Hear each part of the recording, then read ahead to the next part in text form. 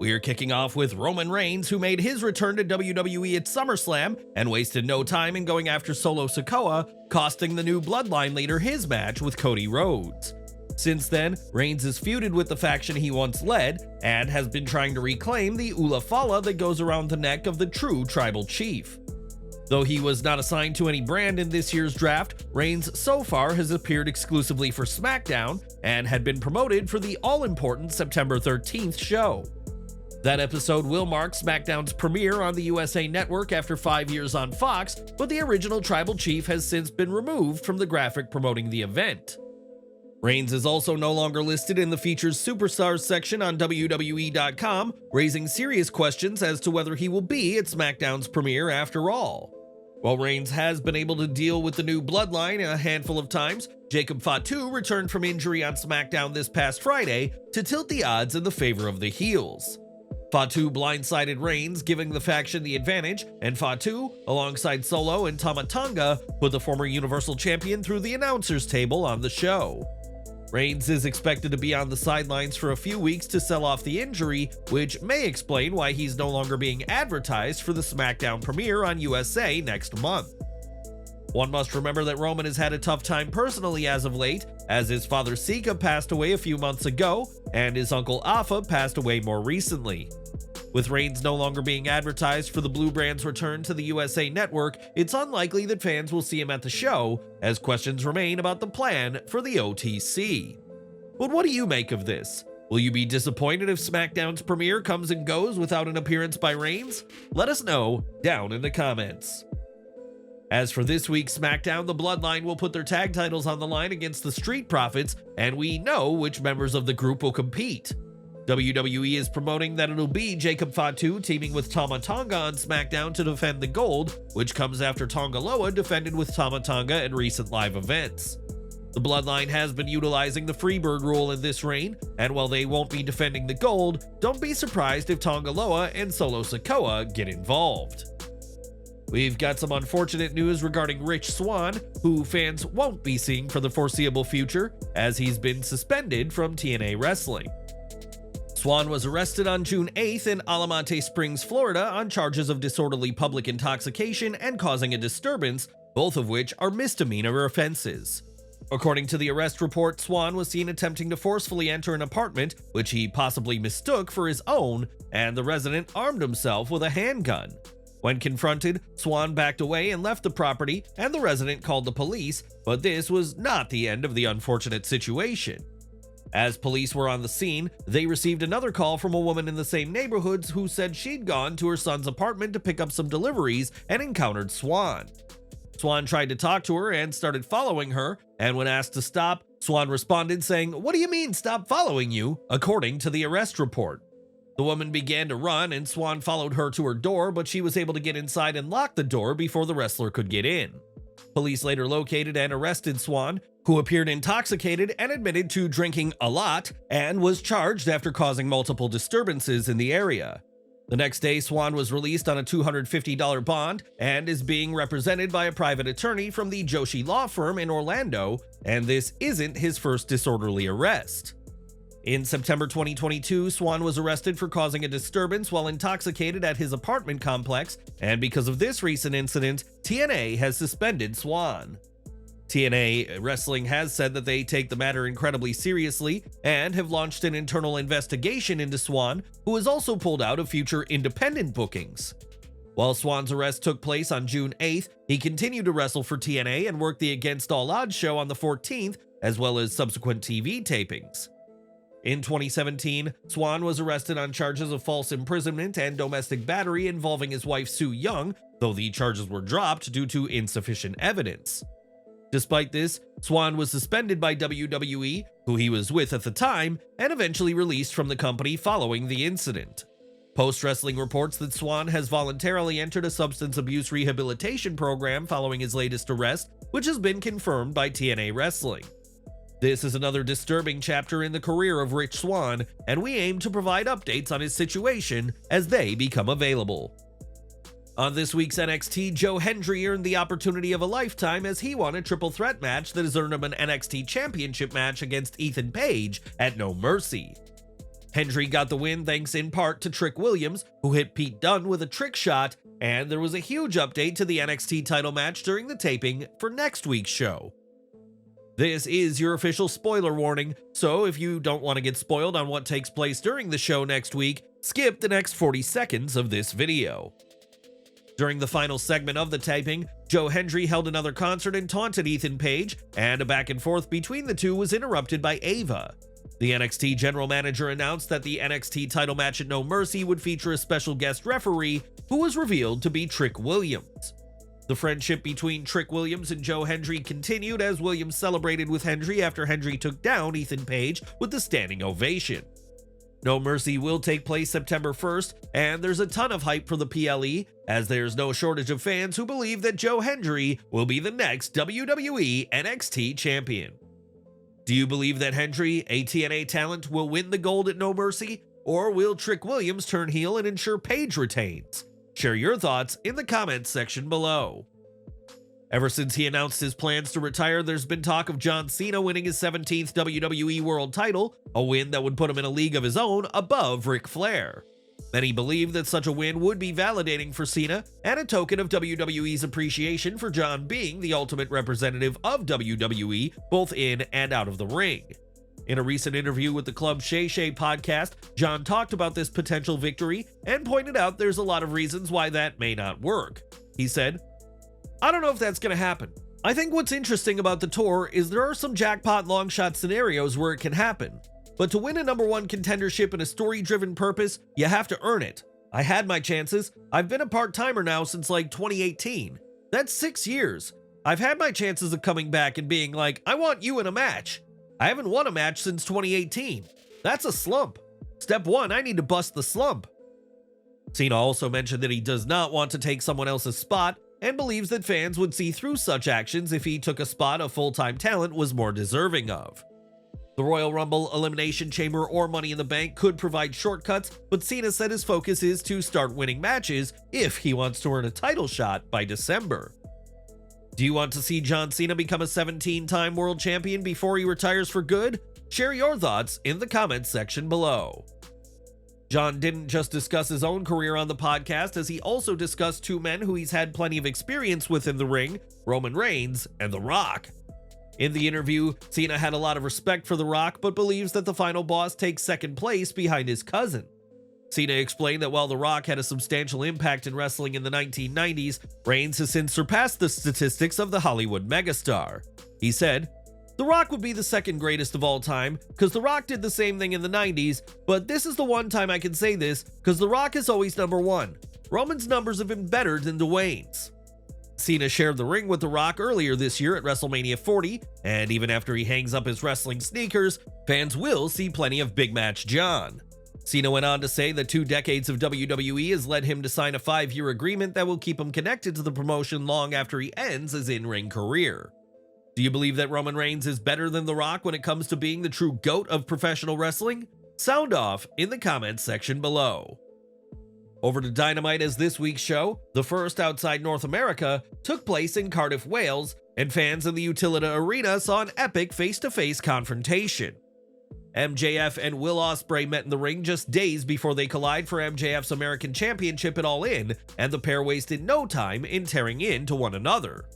Ospreay spoke of restoring honor to the AEW International title and leading AEW to success against world-class professional wrestlers as the champion. MJF, on the other hand, asserted his own importance to the promotion and its growth before listing out his many accomplishments from the past few years. The scumbag went even further as he brought up Ospreay's relationship with his wife and stepson and suggested the prospect of an illicit relationship between himself and Will's wife. MJF said that Ospreay's next child won't be his either, in a classless comment that took aim not just at Ospreay, but at his spouse, Alex Windsor, who has appeared multiple times on Rampage. Friedman's remarks would lead Ospreay to attack him in the ring, violating the no physicality agreement for the segment and incurring a heavy fine in the process. Once security got involved, MJF was able to gain control and hit a brainbuster, ending this segment that was good, but far longer than needed after everything that's already been said and done. Dynamite also saw Hangman Page confirm his heel turn by attacking his longtime friend Evil Uno, who seemingly won't be part of the Gauntlet match at All In anymore. During a segment, Paige asked Uno if he knew anyone who'd be in the Gauntlet match, and when Uno said he's one of the entrants, the Cowboy attacked his friend with a steel chair. Names confirmed for the Gauntlet match on Dynamite include Paige, Kyle O'Reilly, and Mark Briscoe, and while Uno was also announced, it looks like he may not make it to Wembley. The stakes are high for this Gauntlet match as the winner will receive a shot at the AEW World Championship, and the Cowboy is fixated on winning the gold he hasn't held in over 2 years. One name who's already in line for the AEW World title is Darby Allin, who earned a title match at the Grand Slam Dynamite by winning this year's Royal Rampage. Allin has been a staple of AEW programming since the company's launch and is considered a pillar of the promotion, and we could soon be calling him World Champion. In a report this week, it was said that a world title run for Darby Allin has been seriously discussed backstage in AEW, but it's unclear when the trigger will be pulled, if it ever is. With Bryan Danielson saying he expects to undergo neck surgery this year, some have speculated that Bryan will win the gold at All In and lose the title to Allin at Grand Slam. The idea of having such a short reign for Danielson may seem like a bad idea, but it may be necessary if Bryan is to undergo surgery before the end of this year, as he believes. Do you think Darby Allin is a future AEW World Champion in the making? And should a victory come as soon as next month? Give your thoughts in the comments. Now, Ricky Starks hasn't appeared for AEW for the majority of 2024 so far, and it's been reported that those in the company are in no hurry to put him back on TV and into a feud. That's because, as previously explained on Wrestling Observer Radio, some in AEW believe he plans to leave and join WWE, so won't invest in someone who's got one foot out the door.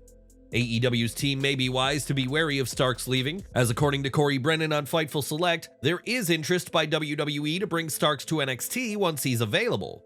Not only has Starks not been on AEW TV, but he's not been at AEW shows for a while, as fans may have seen the last of the former tag team champion on All Elite programming.